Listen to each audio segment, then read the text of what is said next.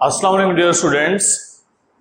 आज हम पढ़ रहे हैं लेक्चर नंबर 22 और टॉपिक है हमारा कोऑर्डिनेशन एंड कंट्रोल। नया चैप्टर स्टार्ट कर रहे हैं, चैप्टर नंबर 12। सबसे पहले हमारे पास इंट्रो है कि what is the mean of coordination and control.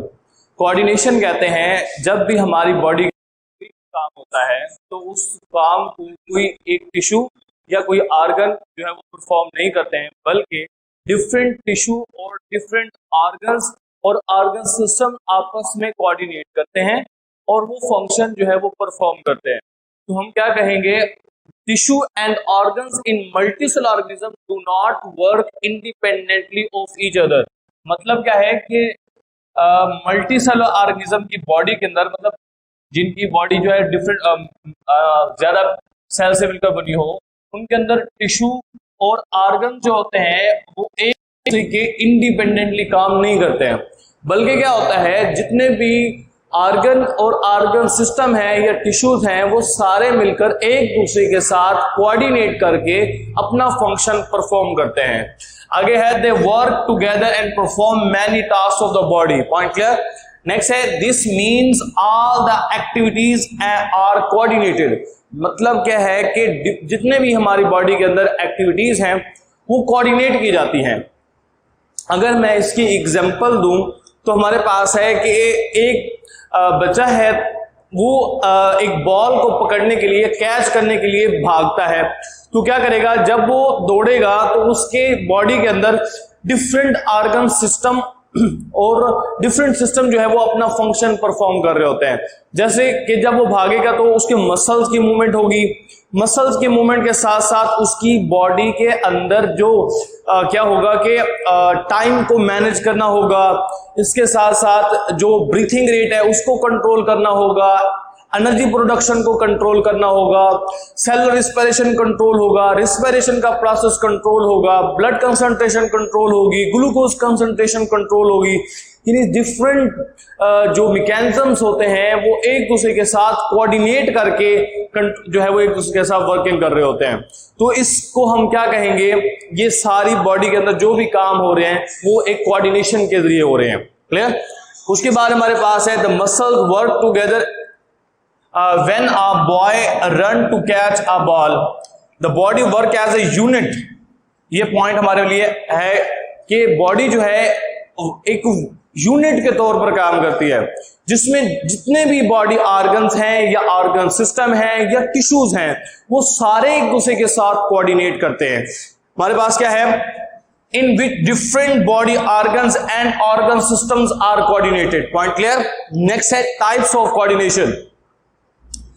हमारी बॉडी के अंदर या प्लांट्स की बॉडी के अंदर की बात करें तो अगर टोटल हम देखे जाए कोऑर्डिनेशन की, तो कोऑर्डिनेशन की दो टाइप्स हैं।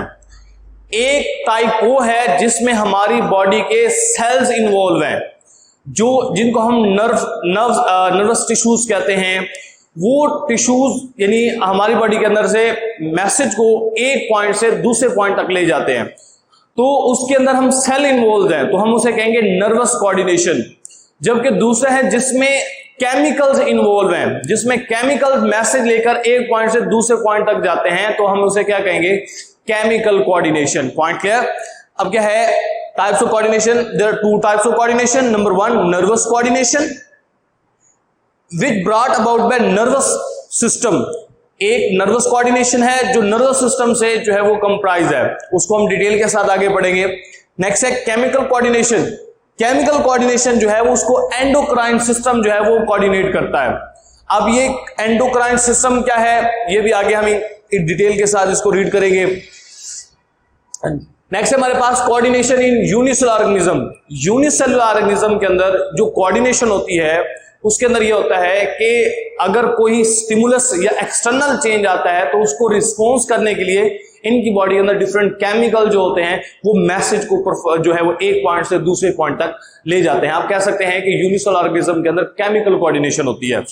नेक्स्ट हमारे पास एनिमल्स की बात करें। एनिमल्स की बॉडी के अंदर दो तरह की कोऑर्डिनेशन होती है, एक होती है केमिकल कोऑर्डिनेशन और दूसरी होती है नर्वस कोऑर्डिनेशन।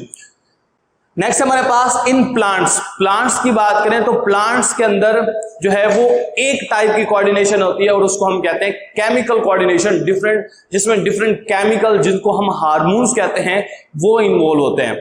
नेक्स्ट है हमारे पास, अब ये अगर हम कोऑर्डिनेशन को देखें तो कोऑर्डिनेशन मैंने भी आपको बताया कि कोऑर्डिनेशन दो तरह की है।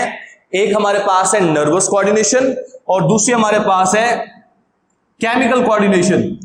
और नर्वस कोऑर्डिनेशन की बात करें तो नर्वस कोऑर्डिनेशन के अंदर जो एक्शन परफॉर्म होता है उसमें 5 कंपोनेंट इन्वॉल्व होते हैं। एक हमारे पास होता है स्टिमुलस कहते हैं कि किसी भी इन्वायरमेंट के अंदर, चाहे वो इंटरनल हो चाहे एक्सटर्नल हो, उसके अंदर कोई चेंज आना, उस चेंज की वजह से अगर हमारी बॉडी में कोई रिस्पॉन्स शो होता है तो हम उसे स्टिमुलस कहते हैं। नेक्स्ट है रिसेप्टर किसे कहते हैं? जो स्टिमुलस से मैसेज को सेंस करते हैं। फिर वो मैसेज किसको देते हैं? कोऑर्डिनेटर ब्रेन और स्पाइनल कॉर्ड होते हैं जो रिसेप्टर से मैसेज लेते हैं। फिर ये ब्रेन और स्पाइनल कॉर्ड किसको देते हैं? इफेक्टर मसल्स और ग्लैंड को। वो क्या करते हैं? रिस्पॉन्स शो करते हैं। तो वो अब इसमें देखें बेसिकली नर्व्स इन्वॉल्व हैं, टिश्यूज इन्वॉल्व है, न्यूरॉन्स इन्वॉल्व है। क्लियर हो गया? तो इसे हम कहते हैं यह है नर्वस कोऑर्डिनेशन। दूसरी टाइप आपको बताई केमिकल कोऑर्डिनेशन, जिसमें स्टिमुलस कोई भी हो सकता है, एनी चेंज एक्सटर्नल एनवायरनमेंट।